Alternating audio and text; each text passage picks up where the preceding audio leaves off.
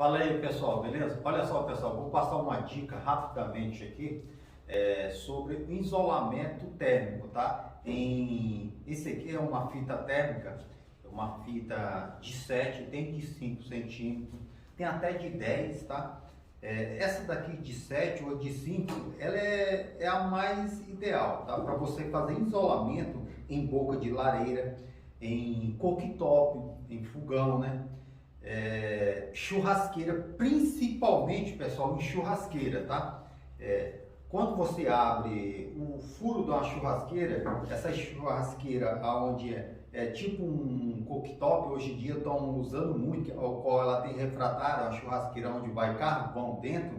Então, se você não fizer um isolamento térmico, você corre o risco de danificar o porcelanato, seja granito, principalmente da linha quartzo, tá?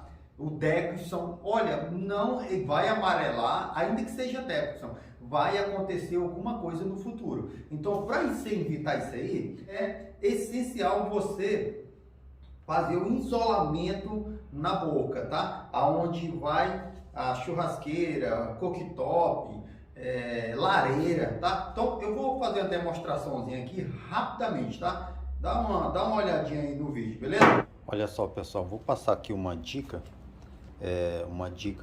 muito importante sobre queimador da lareira, tá? Isso aqui, você perceber, olha só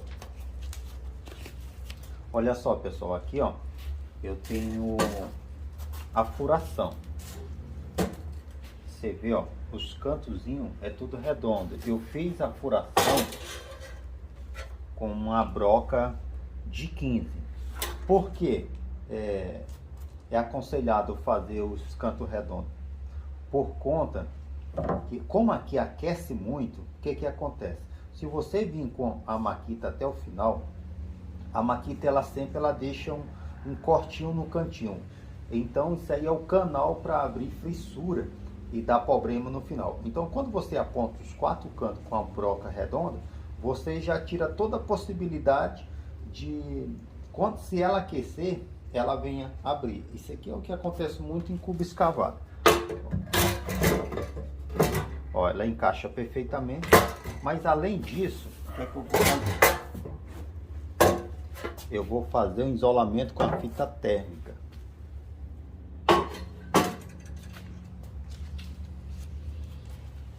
Essa fita térmica, ela é fininha. Isso aqui é boa para cooktop, churrasqueira, lareira, todas as áreas onde vai aquecimento.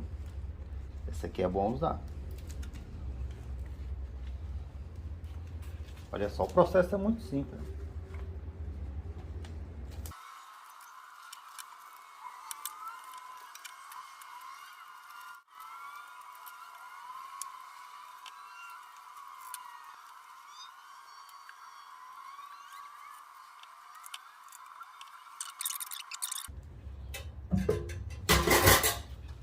Olha aí.